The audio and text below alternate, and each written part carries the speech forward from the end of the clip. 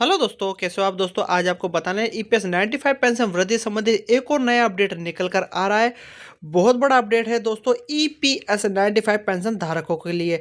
दोस्तों यहाँ पर आपको ये तो पता ही होगा कि चलो दिल्ली जो लिखा हुआ है, मतलब कि आमरण अनशन यहाँ पर करने जा रहे थे जो एनएससी के द्वारा 10-11 दिसंबर को यहाँ पर 2024 को। तो दोस्तों यहाँ पर इस आंदोलन को अब टाल दिया गया है। इस मैसेज के माध्यम से आप देख सकते हो एक जूम मीटिंग भी, बहुत बड़ी जूम मीटिंग रखी गई है, उसको भी मैं बताऊंगा, उसका वीडियो भी मैं आपको दिखाऊंगा। और यहाँ से आप पहले तो इसको समझिए।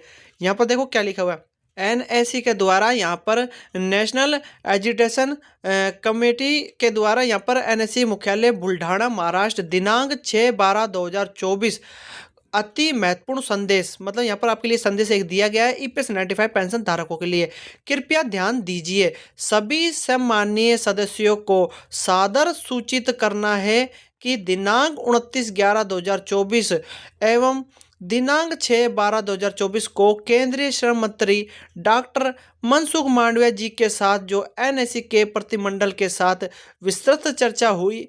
माननीय मंत्री महोदय जी ने द्वारा उनके द्वारा जो पेंशन बढ़ोतरी के संबंध में दिए गए आश्वासन और आज हुई एनएससी राष्ट्रीय स्तर की जूम मीटिंग, मैंने बोला था ना आपको जूम मीटिंग, इसका वीडियो भी दिखाऊंगा, आपको समझाऊंगा, जिसके अंदर आपको मनसुख मांडविया जी के द्वारा जो मतलब कि उनको बताया गया है, उनको द्वारा क्या क्या बातें हुई है। तो जूम मीटिंग के अंदर जो यहाँ पर आप जानते होंगे वीरेंद्र सिंह राजावत और कमांडर जो अशोक रावत जी है, उनके द्वारा जूम मीटिंग हुई थी, जिसके अंदर मुख्य अतिथि पधारे थे, जिन्होंने जूम मीटिंग के माध्यम से बातें की थी। कॉलिंग, जो वीडियो कॉलिंग होती है जिसको हम जूम मीटिंग के नाम से जानते हैं, उसके माध्यम से वो वीडियो भी दिखाऊंगा। और यहाँ पर बोल रहा हूँ, जूम मीटिंग में लिए गए निर्णय के अनुसार 10 दिसंबर से दिल्ली में होने वाला आमरण अनशन आंदोलन फिलहाल स्थगित कर दिया गया है। स्थगित का मतलब उसको रोक दिया गया है। अब क्यों रोक दिया गया है, इसका वीडियो के माध्यम से आपको समझ में आएगा। जूम मीटिंग का मैं वीडियो भी आपको दिखाऊंगा। साथ ही 9 दिसंबर को होने वाली एनएससी की जो सीडब्ल्यूसी की बैठक है उसको भी स्थगित कर दिया गया है। तो दोस्तों इसको मैं आपको विस्तार से समझाता हूं, पहले आप इस जूम मीटिंग को देखिए, जूम मीटिंग के बारे में समझिए इन्होंने क्या क्या बातें हुई है। कि हमारा काम सही ढंग से चल रहा है। आज हम 6 घंटे बैठे थे, उसी समय मिनिस्टर की अगले ही रूम में तकरीबन 3 मीटिंग एक के बाद एक हुई, वो इसी विषय पे थी। और हम देख रहे थे कि वहां पे बिल्कुल माहौल गंभीर था। हम जब राज्य मंत्री शोभा करंदलाजे मैडम से मिले तो उन्होंने भी यही कहा कि आपके काम में हम सभी व्यस्त हैं, ये वॉर फुटिंग पे चल रहा है। अभी मिनिस्टर का ये कहना था, आदरणीय मंत्री जी का, कि आप आंदोलन मत करो। मैं जानता हूं, मुझे भी गिल्टी लगता है जब बूढ़े लोग आंदोलन करते हैं, तो आप आंदोलन मत कीजिए, मैं आपका काम कर रहा हूं। आपको काम चाहिए या आंदोलन चाहिए? तो अभी उन्होंने इतना कहने के बाद हमने उनकी बात मानने का एक मैं आपके सामने प्रस्ताव रखता हूं। मिनिस्टर ने इतना बोलने के बाद लोगों को डांटा भी कि ये लोग इतने देर से बैठे हैं, इनको चाय वाय पिलाया क्यों नहीं, इनके मेरे बारे में मुझे किसी ने बताया क्यों नहीं, वगैरह वगैरह। उन्होंने हमारी ये भी पूछी, तबीयत पूछी, और ये बोला कि अभी मैं जा रहा हूँ पार्लियामेंट कैबिनेट मीटिंग में, आप अभी पीएस को मैंने पूरा समझा दिया है, मेरे पर्सनल सेक्रेटरी से जो आईएएस अधिकारी है उनसे पूरी बात कीजिए। उनसे हमारी तकरीबन 45 मिनट बात हुई और बहुत बारीकी से हुई, हर मुद्दे पे चर्चा हुई। वही है जो मिनिस्टर का काम भी चलाते हैं। उसके बाद जो संकेत है ईपीएफओ ऑफिस से, लेबर मिनिस्ट्री से, वो बहुत पॉजिटिव है। और पहले भी आप जानते हैं केंद्रीय जो वित्त मंत्री है निर्मला सीतारमण जी, वो भी पॉजिटिव है। आपका काम हो रहा है। अभी मिनिस्टर ने तकरीबन 1 महीने का समय मांगा है।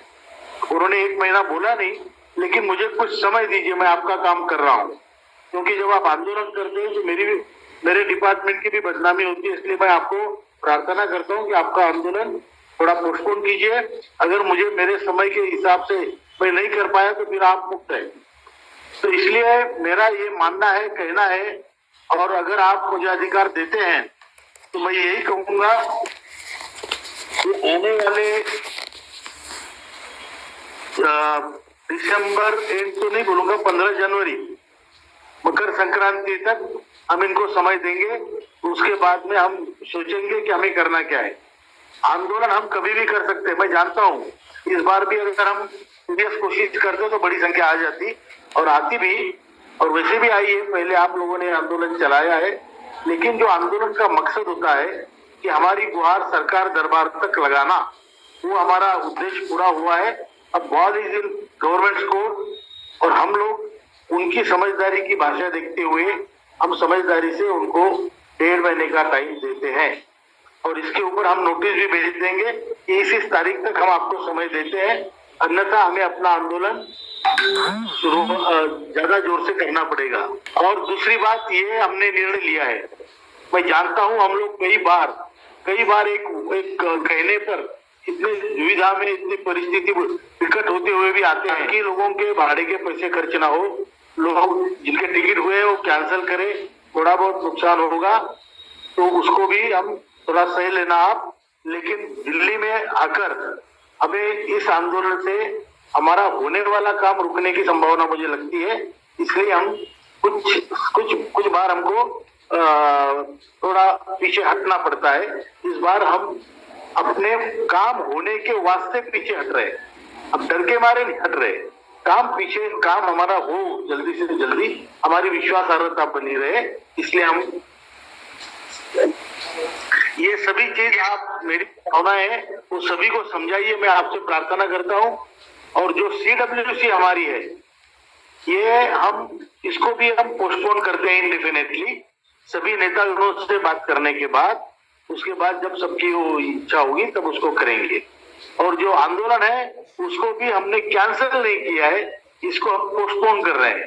पोस्टपोन हम 1.5 महीने के लिए कर रहे हैं क्योंकि मंत्री जी ने उतना समय मांगा है। CPFC से भी हमारी बात हुई, उनसे उन्होंने भी यही कहा है कि हम काम कर रहे हैं डेली, इवन संडे को मंत्री जी बैठकें ले रहे हैं। तो ये कॉम्प्लिकेटेड विषय है, कई ग्रुप है, उन सबके साथ उनको बैठना पड़ता है और उससे सबके रिपोर्ट हम बिल्कुल सही ट्रैक पे हैं। माननीय कमांडर साहब ने पूरे देश में दौरे करके जन जागृति की, EPS पेंशन जगाया, संगठित किया और हमारे ऊपर एक जवाबदारी थी कि आप दिल्ली की टीम के साथ में मिलकर केंद्रीय टीम के साथ में जो डिप्लोमेटिक एफर्ट्स हैं उसको किया जाए। और मुझे ऐसा लगता है कि हमारे दोनों जो हमारे एफर्ट्स थे वो पूरे हुए, ऐसा मुझे महसूस हो रहा है निश्चित रूप से। अब आगे की आपको बात बताते हैं जो बहुत महत्वपूर्ण है। माननीय मंत्री महोदय जी ने स्पष्ट किया, पहले तो हम आपको बता दें कि जैसे ही हम लोगों को पता चला था, कमांडर साहब को पता चला कि अपने CBT में अपना मुद्दा मिनिमम पेंशन एनहांसमेंट नहीं है, तो तुरंत योजना बनाई गई।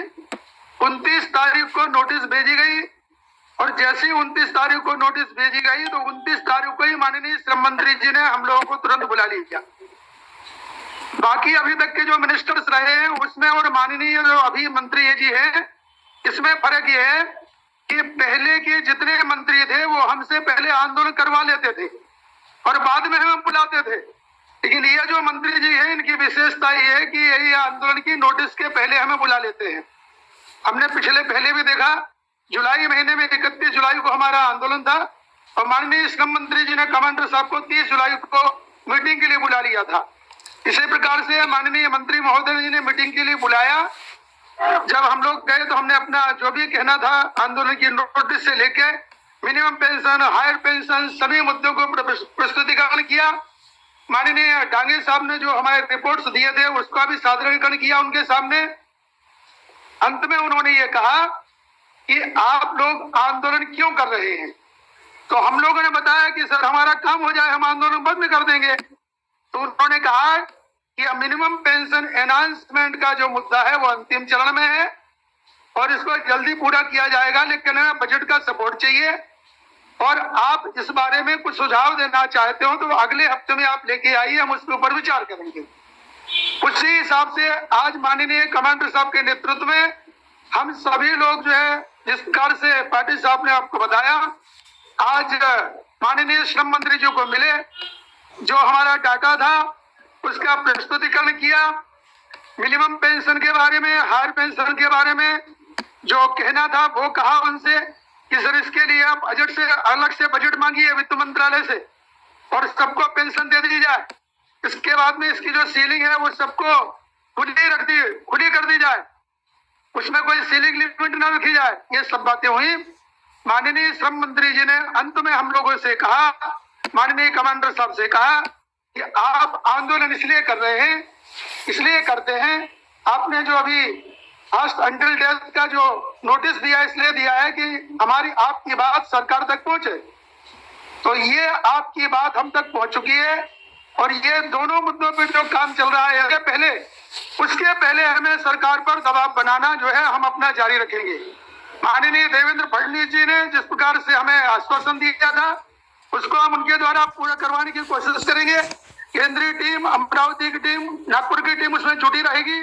और आप सब लोगों से निवेदन है कि भले ही अगर हमें अभी आप लोग क्या निर्णय लेते हैं मुझे पता नहीं है, कमांडर साहब क्या कहते हैं इस बारे में, लेकिन मैं आपको स्पष्ट कर दूं कि हमें अपनी बात को, अपनी आवाज को, अपने जो हमारे एमपी हैं और जो हमारे मंत्री हैं उनके माध्यम से माननीय प्रधानमंत्री तक पहुंचाने का क्रम हमारा जारी रहेगा।